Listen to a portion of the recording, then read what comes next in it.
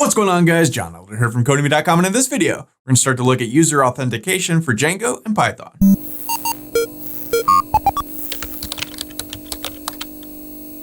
All right, guys, like I said, in this video, we're going to start to look at user authentication. But before we get started, if you like this video and want to see more like it, be sure to smash the like button below, subscribe to the channel, give me a thumbs up for the YouTube algorithm, and check out Codemy.com, where I have dozens of courses with hundreds of videos that teach you to code. Use coupon code YouTube1 to get $30 off memberships, all my courses, videos, and books. One-time fee at just $49, which is insanely cheap. Okay, in this video, we want to look at logging in. And if you remember, up until now, we've been using the admin system here. So we log in here, we do all this stuff. We can add users. We have 2 users. Admin, well, actually, we deleted one of them, I guess. We've only got 1 user, but we can add users right here. We can edit them, we can remove them. And that's great if you have a system administrator like me that wants to add every person manually. But we generally don't want that in Django or in any website. You want people to be able to log in themselves. You want them to be able to sign in, sign out, update their own information, edit their profiles, do all the things.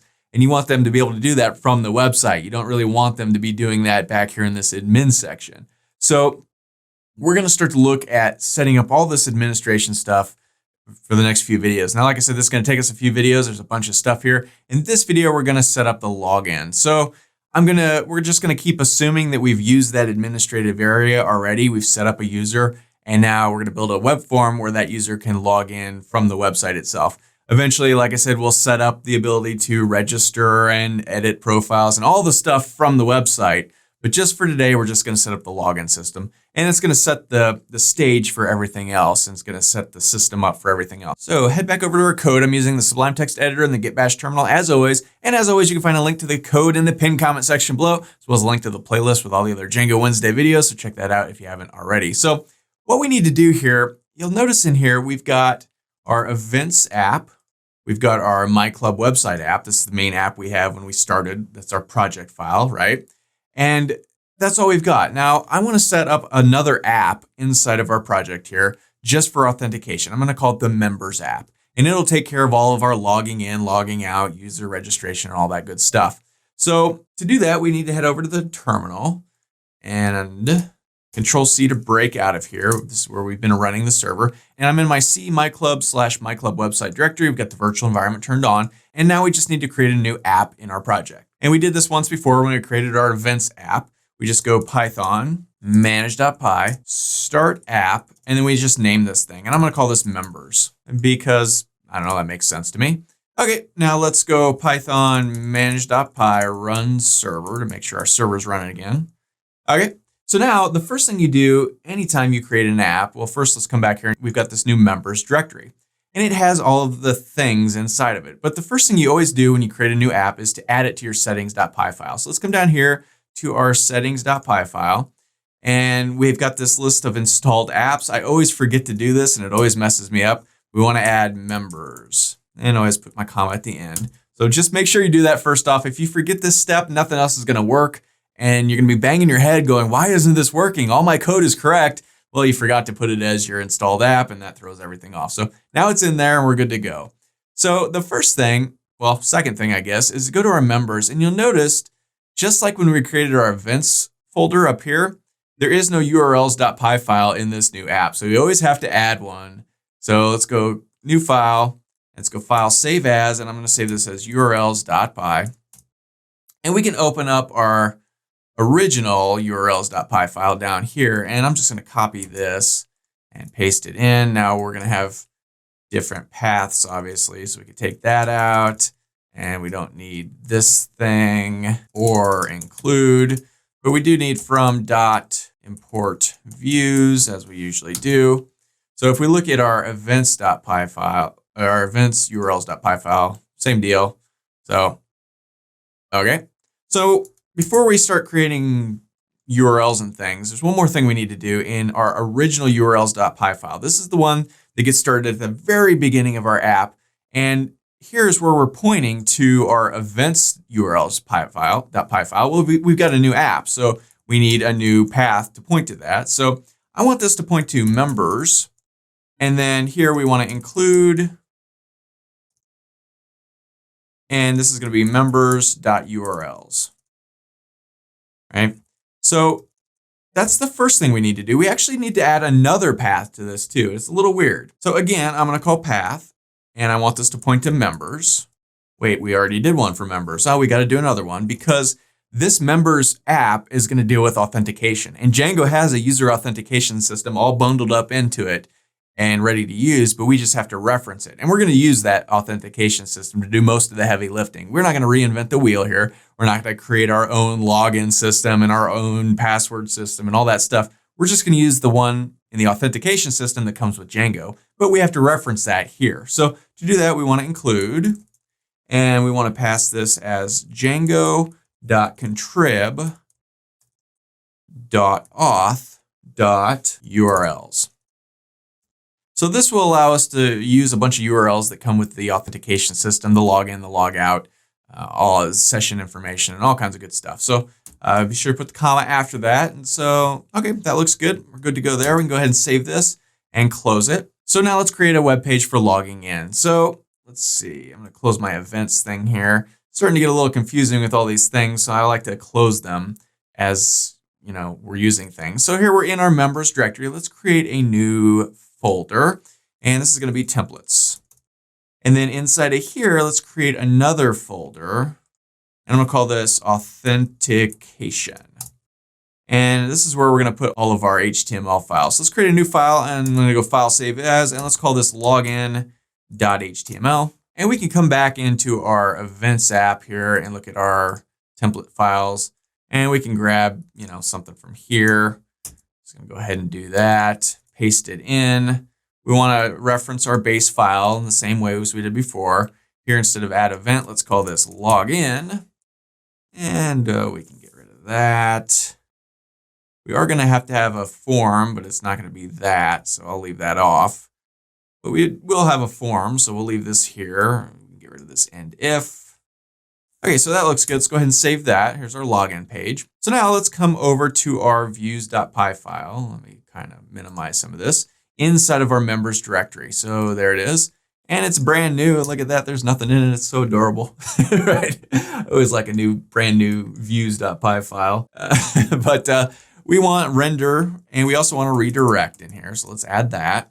And now we also have to add the Django authentication system to our Views.py file here. So let's go from Django.contrib.auth, short for authentication. We want to import authenticate. We also want to import login, and we also want to import logout. And for good measure, let's also from Django.contrib, let's import messages. So whenever we log in or log out, we want to flash a little message up that says login was successful or login was not successful or whatever. So we'll use our messages. We've already looked at that in prior videos in this playlist. Check that out if you haven't already. So, okay, let's define a new function. And I'm going to call this login_user. And we want to pass in our request, as always. Now, you may want to call this login, but up here, we are importing login. So we can't name this function login or else we'll get a conflict. So I'm going to call it login user. And for now, let's return render. And we want to pass in the request, as always. And this is going to point to authenticate/login.html. And we want to pass in our context dictionary of nothing. But okay, so far so good. So this authenticate/login.html is pointing to our we call this authentication. Let me rename this folder. Let's just call this authenticate. There we go. So this authenticate is pointing to this authenticate directory that has this login.html file. So, okay, so good. So far, so good. That looks correct. Let's go ahead and save this. Now let's head back over to our events directory and our templates and our navbar. And let's add a link to this guy.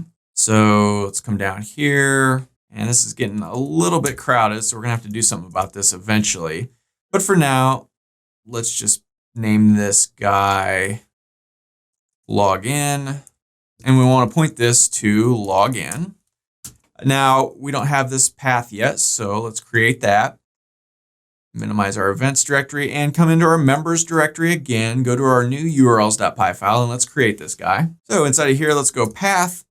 And this is going to be login_user. We want to point this to views.login_user. And we want this name to be, let's just call this login, or comma there. Be sure you've imported your views here so that we can use our views. And okay, that looks good. So let's head back over to the website, hit reload. Now we've got this login. And when we do, we go to the login page. You'll notice it's pointed at members/login_user. So that's cool. We've got a submit button. It doesn't actually do anything, but so far so good. So let's put a little form on here and play around with this. So I'm going to go to Get Bootstrap. Now we've done forms different ways throughout this series. And we've created a form in our forms.py file and we've used that. You can certainly do that here. I'm going to do this a little bit differently just so you can sort of see how this works with the authentication system in a more hands-on sort of way. Let's come down here and let's grab this guy here. We've got email address and password. I'm just going to copy all of this. And let's head back over to our code and go to our Login.html page. And here we've got the beginnings of this thing. So I'm just going to kind of paste this in. And we can get rid of that form thing. We can get rid of this button thing. It's got a checkbox thing. We don't need that. So let's get rid of that. And let's come up here and this email address, instead of email address, let's have this say username. And it's instead of it being a type of email, let's give this a type of text. We don't need it to be an email address right now. And okay, we can get rid of this thing. I'm going through this pretty quick, but whatever. And this one will say passwords. Now each of these input boxes needs a name. So be sure we have our CSRF token. And here's our username one where it says ID equals. I'm going to change this to name equals. And inside of here, I'm going to call this username. And you'll see why in just a second. Same thing down here with the password one. Let's find it. Instead of ID, let's give it a name of password. Okay, so let's come back over here, hit reload, see, okay, this doesn't look great. We'll make it look better later.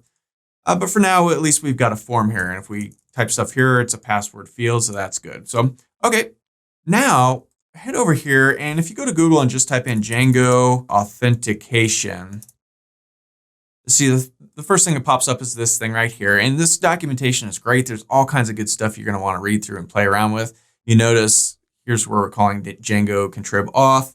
And if we look at our views.py file, that's this Django contrib auth that we imported. That allows us to use all the authentication stuff that comes with Django, and that's good fun. If we come down here to, let's see, authentication in web requests, that's what we want. We want to log in from the website. We want to authenticate in a web request, right? So it shows us exactly how to do that in our view. We just pass in this stuff.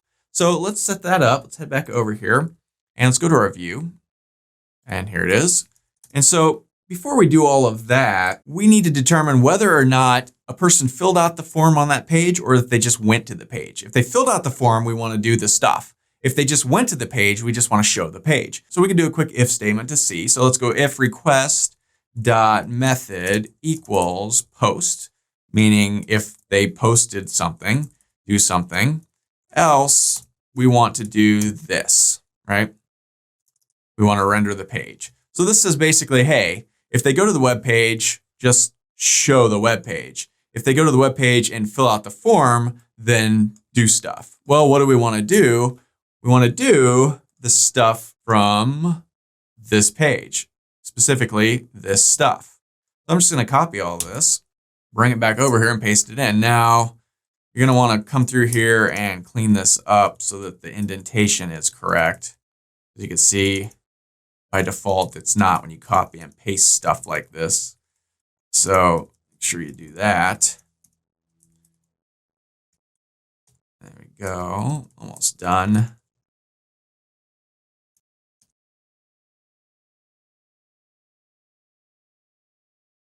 Okay, so what we've got here is we're saying, hey, if they fill out the form, then grab the username, that's the request.post username, and the password, that's request.post password. And we get this username and password because back on the page, remember we gave these a name. Where did it go here? Name of username and name of password. So it's passing those names into our views.py file. And then right here, username and password, we're taking whatever we posted in the form and assigning it to these two variables. Now we can look up those variables and see if they're correct by calling this authentication function. And this comes from Django.contrib.auth. And we're going to pass in a request. We're going to pass in our username and our password, right? So, okay. Then once that's happened, we can say, hey, if the user is not none, then log them in. And this is where we log them in right here with this thing, right? We're sending the request and a user. And when that happens, we need to redirect to a success page. So let's return redirect. And we just want to send them to the home page. So I'll just pass it home, right? Now we can use redirect because up here we imported redirect, right? So remember that. Else, we want to return somewhere else. So where do we want to return here? Well, let's return them to the login page, but let's pass in a message that says, hey, there was an error, right? So we can do that right here by going messages.success, ironically, and we want to pass in the request, and then there was an error logging in, try again, ... Okay, now that should work. Now, the error message would get flashed up on our login screen because our login page has our base.html file. And if we go back to our events and our, let's see, find our base.html file, you'll remember way back when we set this up, we added, where did it go? You know what? We did not add messages. Uh-oh, how did we not add messages? Well, we're gonna have to add messages in just a second here, but let's test this out first to see if it at least works. So head back over here and I'm just gonna type in some stuff, click submit. Uh-oh, we're getting an error. Invalid syntax. Line 18 of our Views.py file. So what do we do? Line 18, Views.py. Right here.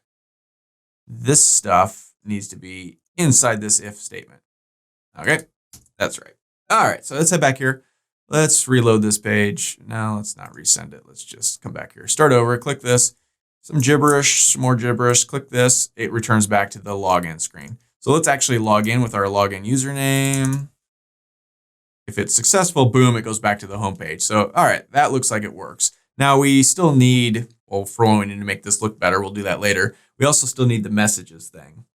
So let's do that real quick. First though, let's go to our login page and let's get rid of all these line breaks. That looks a little weird. Save that, come back. All right, that's a little bit better. We'll play with it later. So, but very quickly, let's create the messages system. Let's see, in our base.html file, down here in our container, let's go if messages, and let's end if. And then inside of here, let's go for message in messages.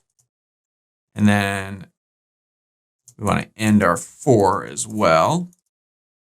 And then inside of here, we can just, type in the message. Now this doesn't look great, so let's head back over to Bootstrap real quick. Well, first let's test this out to see if it works. So save this, head back over here to the site. Let's just put some gibberish. Boom, there was an error, log in, try again. Okay, so there's the message. But if we go back to Bootstrap and type and click on components and alerts, we get this alert thing. Come down here to find the one with the little X on it. There we go. We like this one. So let's copy this, head back over here. And right here, paste all that in. And then copy this little message thing. And instead where it says holy guacamole, let's put our message. Okay. So tab this over a little bit. Something like that. Okay, so let's save this, head back over here, give this one more try. Nonsense. Bloom, there was an error logging in, try again. Righty, let's go to our admin page and log out. So now if we go to our /admin page, it asks us to log back in. So now let's go back to the website and try logging in. Gibberish. Nope, there was an error, try again. So then admin, type in the password, boom, it redirects to the home page. Now, if we go to the admin section, it doesn't ask us to log in because we're logged in, which shows us that this whole thing works. So we went through that very, very quickly. And like I said, we're gonna make this look better in the future. And we did this form thing a little different than we've done other forms, but we're using the login authentication system. So that's why we do that. And it's pretty easy. We're just looking at two things. So we can create our own little form for that. You can use the forms.py file for this. And maybe we will if people are interested. But that's how you log in. So like I said, we're going to set up a whole authentication system where people can sign up, sign out, edit their profiles, do all the things. And then we can give permission to people throughout the site where, oh, you can update this venue because you're logged in, or you can't update this venue because you're not logged in, or you can add this event because you're logged in, or you can't add an event because you're not logged in, and all the good stuff. So we'll get into that in the next few videos. In this video, I just wanted to sort of introduce you to the Django Contrib Auth system. We've got our, new members app installed. It's got a bunch of stuff. We can now at least log in from the website, and we're moving right along. So that's all for this video. If you'd like to, be sure to smash the like button below, subscribe to the channel, give me a thumbs up for the YouTube algorithm, and check out codemy.com where you can use coupon code YouTube1 to get $30 off memberships. They pay just $49 to access all my courses, over 47 courses, hundreds of videos, and the PDFs of all my best-selling coding books. Join over 150,000 students learning to code just like you. My name is John Elder from codemy.com, and I'll see you in the next video.